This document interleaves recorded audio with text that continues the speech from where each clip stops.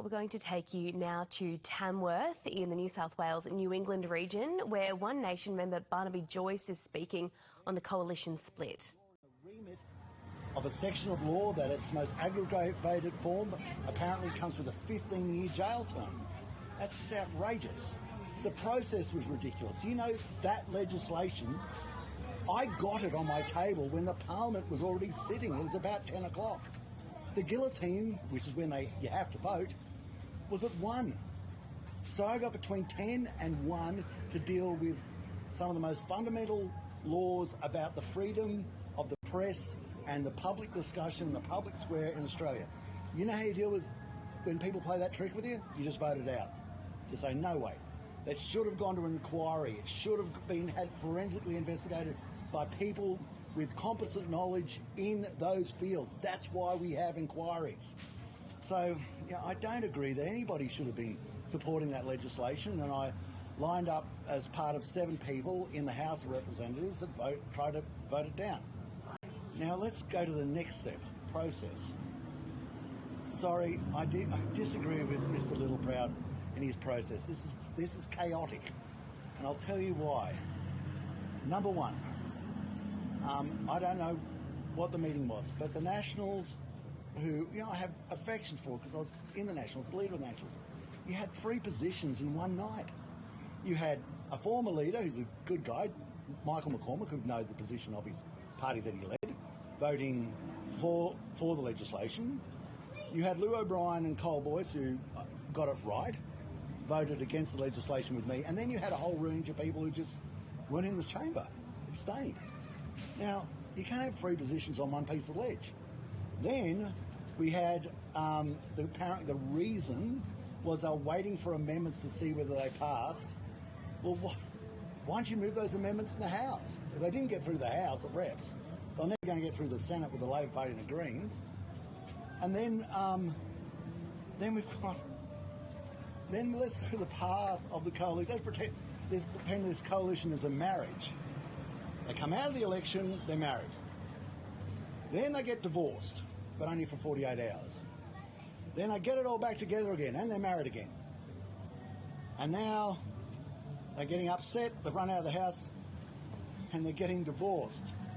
But it's all right because they want to get married again before the next election. This puts Richard Burton and Liz Taylor to shame. This is more marriages than a weekend at the Gold Coast. It's just not working.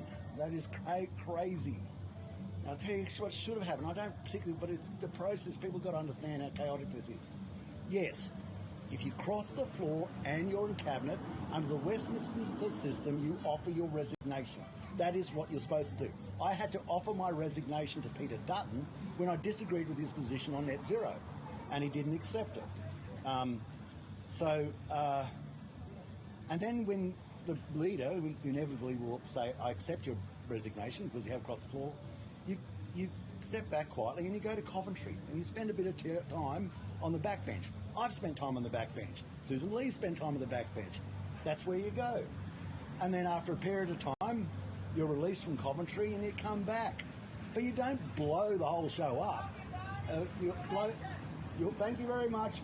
You don't blow the whole show up so that Australia as a nation doesn't have a competent opposition to forensically go through the policy that's being brought forward, might I say, by a socialist-leaning government, because the Australian people deserve that. They deserve this forensic observation of policy to flesh things out so that the Australian people know what's happening there. So this process by Mr. Littleproud is totally and utterly chaotic and besmirches the proper role of what is supposed to happen in a parliament, where the government puts forward legislation and an opposition forensically goes through it.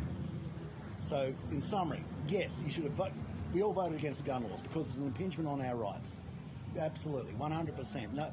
No one should be telling people out here what we can and cannot do when we never committed a crime and we've been law-abiding people. Stay away from us. Yes, of course, I put forward an amendment not to burn the Australian flag. I think it's anathema. Don't burn the Australian flag. Leave my national flag, your national flag, alone. Respect it. And we've got Australia Day coming up. You watch how much support that gets. It will be massive. no one should have supported the hate speech laws, which were really just censorship laws, and that should have been done as a block vote, and then you move on.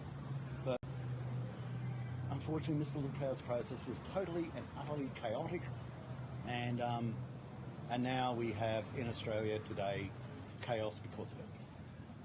Do you see Susan Lee's job and David Littleproud's, their jobs tenable? Are they still tenable? Well, Susan, I'm not going to speak for Susan.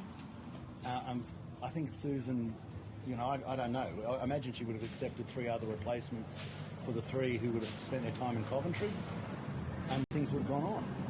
But, all these people resigning, it's just, they haven't thought this through.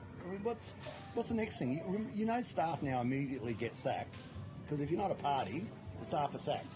That's what happens there. Did you run it past them?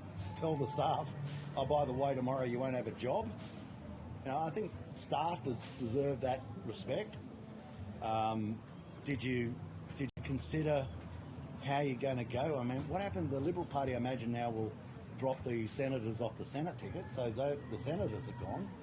I have to break it to you, One Nation's got massively higher membership than the Nationals, and we stand in every seat in the city and in regional areas. So you basically made yourself politically irrelevant, or the Nationals politically irrelevant.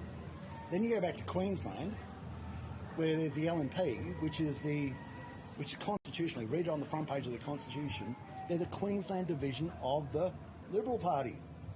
So now David has split the coalition, so he's his own party, but he's actually back in Queensland a member of the Liberal Party. What do they do at the state conference? They have 2 rooms, or you move a resolution and you have to say, is this for the Liberal Party, the National Party, the LNP? Maybe we should have 3 resolutions that go 3 different ways. Maybe have a separate room, and the people who believe in a separate party can go over there. How does this work? What do you do with your Senate ticket up there? You can hardly have a person from a separate party on your Senate ticket. David just hasn't thought this through. It is going to be a cartwheeling cluster. This all helps One Nation, doesn't it, Mr. Joyce? Yep. I'm starting to wonder, maybe I'm missing something. Maybe they're on a recruitment drive for One Nation. Maybe that's what's happening here. Of course it's going to help us. I was really humbled by the support we got in the polls. I think that's indicative. It's not locked in. Don't get carried away with it. But after this week, I think it'll get stronger again. It has to. There's going to be good people out there who go, not only do I believe in One Nation's policy position on such things as immigration and such things as intermittent power, on such things as protecting my rights to have firearms, but I also think they got their head screwed on. Have you had any conversations with your former coalition colleagues about joining One Nation? Yes, okay, but let's say the form. My form is I don't encourage them to do it. I say it's very traumatic. It's like going through a divorce. I'd never encourage anybody to get out of a marriage, and I'm saying it's very, be really careful before you leave your party. You've got your members, you've got to consult with them, you've got to consult with a lot of people, really think about it, go around, talk to people before you ever do it, and know that it's going to hurt you and it's going to hurt others. But for me, my position with David was totally untenable, and I've explained that to people, and I think you're all getting a bit of a look at that as well now. What about the timing of this on a day of mourning? Yeah, bad, atrocious. And might I say that, and thanks for bringing it up, I brought that up this morning on radio. We have to respect the fact that we had the disgraceful, horrific thing of Australians on a beach in the middle of Sydney, just been mowed down, murdered, put into hospital by Islamic fundamentalist terrorists. Let's call it for what it is. Islamic fundamentalism. That's what that was. Emanating in that instance from the southwest suburbs of Sydney. Let's be totally frank. Otherwise we play this sort of look here, look there, and it's Islamophobia, it's gender politics, it's other things. Islamic fundamentalism. That's what that hate speech laws should have focused on, Islamic fundamentalism. And this evening, it's a minute's silence, and I hope that is respected, because it's number one for the victims, for those who were injured. It's also for our nation to say no, that is not happening. That is not Australia. And if we have to make hard decisions, really tough ones, so it doesn't, that's precisely what we're going to do. All right, we'll leave that press conference there. That was former Nationals turned One Nation MP Barnaby Joyce speaking from Tamworth there about the fallout of the separation now of the coalition. He criticised Nationals leader David Littleproud there, saying that he disagreed with Mr Littleproud's, quote, chaotic process of leaving the coalition. He spoke there towards the end about the timing of this decision as well, coming on the day of the National Day of Mourning for the Bondi terror attack.